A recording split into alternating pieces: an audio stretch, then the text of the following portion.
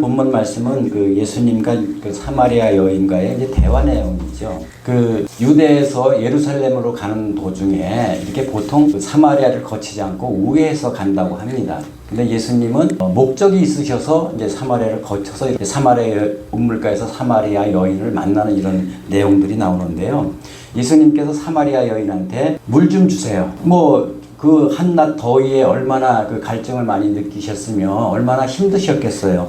성경에도 나와요. 그 예수님이 피곤하시다고 힘드시다고 이런 장면이 나옵니다. 근데 이제 그 사마리아 여인이 예 이렇게 여기 있습니다 이렇게 공손하게 주면 되는데 되게 이제 이 시절만 해도 유대인과 사마리아 여인과는 이렇게 서로 상종하기 어려운 같이 이렇게 어울릴 수 없는 극과 극의 상황이라고 보시면 됩니다. 근데 보통 여성들이, 남자들이 이렇게 하라고 하면은 좀 이 내용이 좀 짜증스러운 내용, 아니면 못마땅한 내용이 여기 내포가 되어 있죠. 제가 참 탤런트 같으면 흉내를 좀 내겠는데, 그냥 새침한 그런 소리로, 왜 나한테 물을 달래세요? 아마 그냥 이렇게 좀 퉁명스럽게 얘기하지 않았을까. 상황이 좀 묘사되지 않습니까? 그래서, 왜 사도 요한이 그 사마리아 여인을 가지고 무엇을 우리한테 메시지를 남기고 싶었을까? 저는 이제 그것을 이렇게 고민하면서 이 말씀을 묵상해 봤는데요. 사회적으로 금기되는 유대인과 사마리아 여인과의 이 대화를 통해서 우리가 이제 예수님의 마음이나 사마리아의 마음을 한번 읽어가는 그런 시간이 되기를 바랍니다. 근데 예수님께서 사마리아 여인이 퉁명스럽게 얘기했을 겁니다. 아니면 좀 짜증스러운 뉘앙스를 가지고 기분 나쁜 투로 얘기를 했을 건데 예수님은 개의치 않으시고 네가 내가 누군지를 알았다라고 하면은 오히려 내게 물을 달라고 구했을 것이라고 역으로 대답을 합니다. 그러면 내가 생수를 주었을 것이다. 전혀 사마리아 여인으로서는 이해하기 어려운 그런 내용들이죠. 근데 여기 이제 보면은 성경에 나오죠. 주여, 이 주여는 그냥 존칭입니다. 우리가 그 선생님이 아니래도 예를 들어서 그냥 선생님 이렇게 부를 때가 있듯이 그리스도의 주여 그거 아닙니다. 그래서 주여, 그를 기릇도 없고 이 우물은 깊은데 어디서 그 생수를 얻게 싸움나이까 이렇게 반문을 하는 겁니다. 당신이 야곱보다도 더 큰 사람이에요? 오히려 사마리아 여인은 이해할 수 없는 그런 예수님의 태도에 반문을 하는 내용이죠. 이 생수라는 것은 샘 구멍에서 솟아나오는 샘물을 얘기하는 겁니다. 그러니까 운물 앞에서 숭늉 찾듯이 운물 앞에서 샘물을 얘기를 하니 얼마나 생뚱맞겠습니까? 사마리아 여인 입장에서. 근데 예수님께서 다시 얘기하십니다. 이 물을 마시는 자마다 다시 목마르려니와 내가 주는 물을 마시는 자는 영원히 목마르지 아니하리니 내가 주는 그 물속에서 영생하도록 솟아나는 샘물이 되리라. 그러면은 그 사마리아 여인이 이제 물을 달라고 하잖아요. 그죠? 예수님 그렇게 좋은 물이고 영원한 생수가 흘러나오는 물이면 주십시오. 그러면 예수님께서 여기 생수가 있네 이렇게 하고 드려야 되는데 대화가 전혀 다른 방향으로 흘러갑니다. 갑자기 느닷없이 네 남편을 데리고 오래요. 그러니까 그 사마리아 여인이 당황할 수밖에 없죠. 저는 남편이 없습니다. 근데 예수님께서 하시는 말씀이 네 남편이 5인데 없다고 하는 것이 맞다라고 얘기를 합니다. 그러니까 이 사마리아 여인이 놀라서 선지자이니까 이렇게 물어보는 거죠. 여기서 이제 우리가 뭘 느껴야 되냐면요. 그 사마리아 여인의 이제 결핍을 한번 들여다봐야 돼요. 보통 남편이 한 명 정도면 충분하지 않아요, 대개? 부인이 1명 정도면 충분하지, 5명씩 이렇게 거느리고 사는 사람 주원 교회는 없고요. 저같이 좀 특별한 경우에 좀 다르긴 한데, 대개 한 분 정도면은 우리가 충분하다라고 얘기해야 되고, 그 남편으로 만족할 수 있어야 되고, 결핍이 채워져야 되는 거죠. 근데 사마리아 여인이 예수님께서 남편을 데리고 오라고 하는데 5명이나 있는데도 불구하고 남편이 없다라고 얘기한다라는 거죠. 남편을 통해서 그 결핍이 채워지지 않는 거예요. 그러니까 뭔가 사마리아 여인 입장에서는 그 남들이 오지 않는 정오의 물을 들어왔어요. 뭔가 숨기고 싶은 것이 있고 뭔가 드러내기에 싫은 그런 단점이 있었다라는 거죠. 되게 자기 결핍이 있으면은 스스로 그걸 알아차리잖아요. 근데 저 같은 경우에 이제 옛날에 출애라 사업에 실패하고 한 1년 정도 칩거 생활을 한 적이 있어요. 사람들이 내가 누군지도 몰라, 집 밖에 나가도. 근데 사람들이 나를 손가락질하는 그런 느낌이 드는 거예요. 혼자 누가 뭐라고 안 해도 낮에는 그래서 반지하 방에서 잠을 잤어요. 그리고 밤에는 이제 낮에 혼자 쓰니까 잠이 안 오잖아요. 그러니까 옥상에 혼자 올라가는 거예요. 캄캄한 옥상에서 불빛을 보면서 신세 한탄을 했는데 저는 이 모습이 사마리아 여인 모습이 그냥 비슷하지 않았나. 근데 이제 그런 결핍이 있고 제가 뭔가 그 사회에 나고자라고 생각을 하고 뭔가 희망도 없고 뭐 하고 싶은 의욕도 없는 거예요.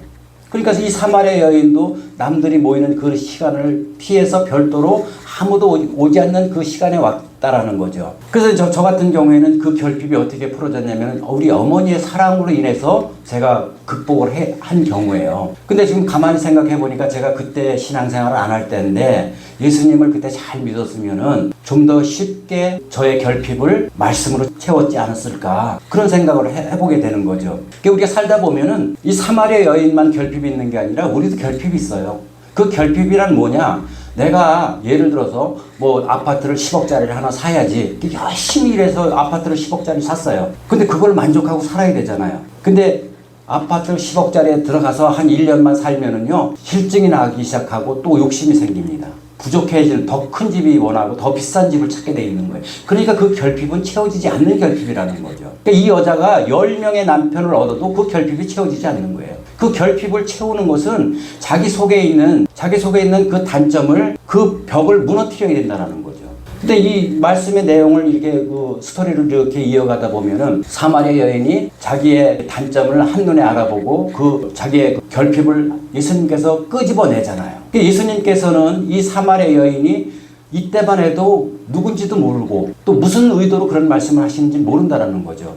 근데 중요한 건 뭐냐면은 예수님께서 그 아픔을 건드려서 아픔 마음속 깊이 있는 그 결핍을 끄집어내려고 했다라는 거죠.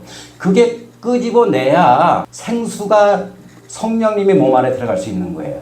그러니까 우리가 살아가면서 제일 중요한 게 뭐냐면 내 결핍이 뭔가 한번 봐야 돼요. 근데 이게 결핍을 보는데 우리가 한 가지 꼭 기억해야 될 부분은 뭐냐면은 이 사마리아 여인을 왜 이렇게 등장을 시켰을까? 사마리아 여인의 특징이 뭐냐면 자기 부끄러움을 알았어요. 우리 신앙인들이요, 예수 잘 믿는 사람들이 부끄러움을 모르면 안 돼요. 부끄러움을 모르는 사람이 있다니까. 자기가 죄를 졌는데도 부끄러움을 모르는 사람이 있어요. 기본적으로 이 사마리아 여인은 자기가 부끄러워서 혼자 다닌 거 아닙니까? 부끄러워서 숨어서 활동을 하려고 했던 거고. 근데 우리가 예를 들어서 내가 그 학력이 부족해. 제 학력이 낮습니다. 나중에 내가 공개할 텐데 아마 깜짝 놀라실 거예요. 부끄러워서 감춰요. 제가 학교 어디 얘기 안 하죠. 왜? 감추는 거예요. 부끄러워서 그러니까 나타내질 않는 거예요. 창피하니까. 근데 사마리아 여인은 그 부끄러움을 느끼고 드러냈다라는 거죠. 그러니까 그 벽이 허물어지는 거예요. 예를 들어서 학력을 속이고 학위를 속이는 분들 간혹 보죠. 근데 이제 뭐 자기들은 그게 이제 옳다고 얘기를 해요. 뭐 이렇게 매스컴에서 아무리 뭐 잘못했다고 지적을 해도 자기들은 뭐 자기 입장에서 보면 뭐 그럴 수도 있지 이렇게 생각할 수 있는데 중요한 거는 이 옛날 어른분들이 공부를 못해서 초등학교밖에 못 나오시고 어떤 분들은 진짜 초등학교도 못 나오신 분들이 있어요. 근데 그분들의 특징이 뭐냐면은 학력을 감춘 사람은 끝까지 죽을 때까지 공부를 못 합니다. 근데 보시죠. 자기 부끄러움을 드러낸 사람은요, 60대에도 초등학교를 들어가고요, 80대도 초등학교를 들어가고요, 90이 됐는데도 대학교를 들어가고요, 극복을 한다라는 거죠. 전제가 뭐냐면은 우리가 신앙생활 하면서 내가 죄인인 것을 인정을 해야 돼요. 나의 단점을 인정을 해야 돼요. 그리고 채워지지 않는 정말 수많은 그 신랑을 만난들 뭘 채워지겠습니까? 근데 옛날에 우리 성경에 보면은 신랑을 하나님에 비유하기도 하잖아요. 예수님 말고는 어떤 신랑을 만나도 채워지지 않는다는 얘기예요. 이 어떤 스토리의 전개 내용을 보면은. 그래서 이제 대화가 이렇게 사마리아 여인이 예수님을 만나면서 그 자기 치부를 드러내게 되고 그 이제 담을 이제 허물기 시작하는 그 내용이 나옵니다. 그래서 18절 보면은 19절에 보면은 갑자기 이제 예수님 보고 선지자라고 얘기를 합니다. 그리고 이제 23절에 보면은 갑자기 이제 예배 얘기가 나와요. 사마리아 여인은 장소를 얘기를 합니다. 이곳이 예배하는 곳이냐, 예루살렘에서 예배하는 곳이냐. 근데 예수님께서는 때를 얘기를 합니다. 근데 그 때를 얘기를 하는데 예수님께서는 그 영과 진리로 예배할지니라라고 23절에 나온다라는 거죠. 우리가 예배하는데 제일 중요한 게 뭐냐면 그 영은 성령이에요. 그 다음에 진리는 예수님 그 자체가 진리입니다. 그래서 이 말의 뉘앙스를 보면은 예수님은 장소를 얘기하는 것이 아니라 하나님, 그러니까 예를 들어서 쉽게 말해서 여기에 예배를 보는데 이 예배가 진정한 예배가 되기 위해서는 성령님의 임재가 있고 이 우리의 삶 속에 예수님의 삶이 있어야 그게 진정한 예배라는 겁니다. 이게 이 성경 말씀의 핵심이에요. 저와 여러분들이 정말 뭐 겉으로 보면 저는 목사니까 얼마나 또 남들이 거룩하게 보겠습니까마는 솔직히 저도 인간이고요. 똑같이 욕심 있고요. 내 장벽이 있습니다. 단점이 있고 드러내기 싫어요. 그걸 드러내고 인정했을 때 내 마음속에 욕심이 있는데 욕심을 안 내려놨는데 성령님이 들어올 수 있습니까? 내 마음속에 미움이 있는데 성령님이 들어올 수 있습니까? 내 마음속에 돈이 10억이고 20억이고 필요한데 다른 거에 신경 쓸 수 있는 겨를이 없다는 얘기예요. 하나님을 볼 수가 없고 하나님을 만날 수가 없어요. 신령과 진정으로 예배한다는 것은 하나님 마음으로 세상을 봐야 되고 그 다음에 하나님과 같이 기뻐하고 하나님과 같이 슬퍼해야 되고 하나님이 슬퍼하는 그 모습을 보면 우리도 공감을 해야 된다는 거죠. 이것이 우리의 삶으로서 이어졌을 때 이게 신령과 진정으로 예배하는 것이다. 이렇게 이해하시면 됩니다. 근데 이제 10절에 보면은 하나님의 선물이 나와요. 4장 10절에 보면은 예수께서 대답하여 이르시되 내가 만일 하나님의 선물과 이 하나님의 선물이 뭐냐면 성령이에요. 그래서 성령을 받으면은 그 담이 허물어지는 거예요. 그걸 이 10절에서 예수님께서 말씀하시고 계시는데 이때는 사마리아 여인이 못 알아차리죠. 근데 그 치부를 드러내고 예수님께서 그 벽을 허물게끔 그 아픔을 건드리고 나니까 사마리아 여인이 인정을 하잖아요. 인정하고 예배에 대해서 같이 나눈 다음에 사마리아 여인이 변하기 시작을 하죠. 그러니까 존재가 변하는 거예요. 그러니까 옛날에는 정말 소외되고 막 혼자 숨어서 살고 남 앞에 나타나지 않으려고 했다가 예수님을 만나서 이게 성령을 받는 과정이라고 보시면 돼요. 은혜를 받았어. 또 담이 무너지는 거예요. 그러니까 어떻게 해요? 동네에서 혼자 다니는 사람이 동네를 뛰어들어가서 예수님을 증거하잖아요. 이것이 변화된 모습이에요. 거듭난 모습이라는 거죠. 그러니까 우리가 이 성령을 받아야 될 이유가 여기에 있는 거라는 거죠. 근데 이 거듭나는 전제가 지금까지 제가 말씀드렸듯이 본인의 단점이나 욕심이나 죄를 비워내야만 성령님이 들어오실 수 있습니다. 그래서 이 성령님이 그 어떤 역할을 하는지 제가 이제 우리가 금요일마다 성령에 대해서 제가 이제 그 강의를 했는데 사실 좀 뭐 부족하긴 하지만 오늘은 그게 어떤 그 성령 강림 주일이다 보니까 제가 그 불같은 성령도 한번 말씀드렸잖아요. 뜨겁게 그러니까 여기에 성령님이 개입하시면은 불같이 뜨거워지는 거예요. 감당할 수 없이 우리가 그 성령님의 임재를 받으면 견딜 수 없이 뜨거워집니다. 떼굴떼굴 부릅니다. 그 성령님의 그런 임재가 있을 때 내가 변화가 되고 내가 정말 하나님 뜻대로 살 수 있고 하나님이 보이기 시작하고 하나님의 원하시는 그 사명감을 가지고 살 수 있는 거지 우리가 신앙생활을 머리로 한다? 그거는 전 불가능하다고 봅니다.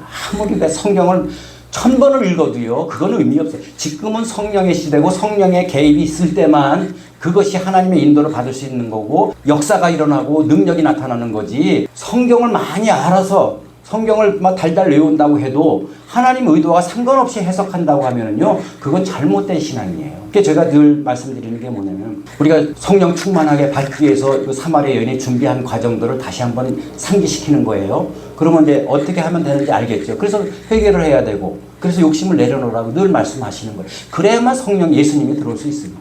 그러면 이 여인이 예수님이 들어온 다음에 전혀 변화가 일어났잖아요. 그러니까 예수를 10년 믿었는데 하나도 안 변해.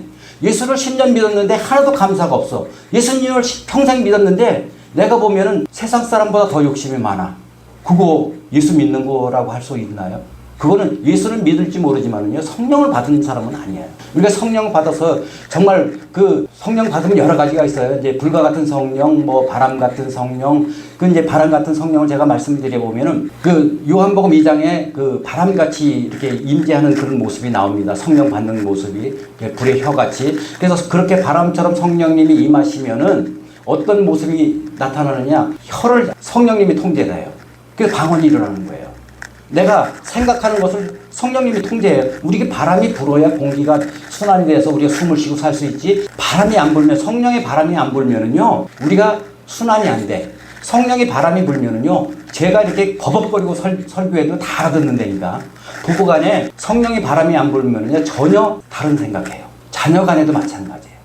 직장도 마찬가지예요. 교회도 마찬가지예요. 성령의 바람이 불면은요, 설사 누가 조금 실수를 하고, 설사 누가 좀 서운한 얘기를 해도요, 아, 그럴 수도 있지. 그렇게 성령님께서 역사하셔야지 우리가 의지대로 지식을 가지고 신앙생활하다 그게 불가능하다라는 거예요. 그래서 성령님에 대해서 우리가 좀 더 부분적으로 말고 전체를 보는 그런 훈련을 제가 일부러 공부하기 위해서 저도 하고 하는 겁니다. 그래서 성령의 바람이 불으니까 성령님께서 혀를 통제하면서 불통되는 사람들이 다 각각의 나라에서 오신 사람들이 다 소통이 되잖아요. 이게 무슨 뜻이냐면 바벨탑 창세기 11장에 보면 바벨탑 사건이 나오는데 막 그 인간이 얼마나 욕심이 많고 막 하나님 앞에 대적하자고 해서 막 탑을 쌓잖아요. 그러니까 하나님께서 흩으시기 위해서 언어를 다르게 만들어 주셨잖아요. 근데 그것을 그 저주를 풀어주는 게 이 오순절 사건이 성령이 임하면은요, 우리가 불통되는 그 불통이 다 소통이 된다니까요. 그리고 성령의 빛을 받으면은요, 내가 죄인 줄 몰랐다가 죄인 줄 깨닫게 되는 거예요. 성경이 막 읽혀지는 거예요. 여러분 대학교 나왔다고 공부 많이 했다고 성경 다 이해할 수 있는 거 아닙니다. 성령님의 역사가 있어야 읽혀지는 거예요. 그래서 이제 이렇게 우리가 신앙생활 할 때 정말 성령님이 우리한테 어떻게 역사를 하는지, 또 내가 어떻게 하면 성령님과 동행할 수 있는지, 이런 모습, 이런 부분들을 우리 사마리아 여인을 통해서 이제 배우는 겁니다.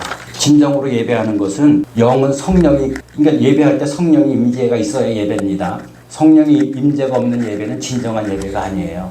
그거는 그냥 우리가 형식적인 예배예요. 거룩한 예배 얘기하죠. 성령이 임재하면은요, 뜨겁습니다. 불같이 뜨거워요. 대굴대굴 부릅니다. 그러니까 치유 역사가 일어나는 거고요. 그 다음에 성령이 임하면은 다 소통도 되고, 그 다음에 내가 나타난다고 했잖아요. 근데 제일 중요한 거는 오늘 성경에 나오는 말씀이 뭐냐면은 샘물을 얘기를 해요. 끊이지 않는 물.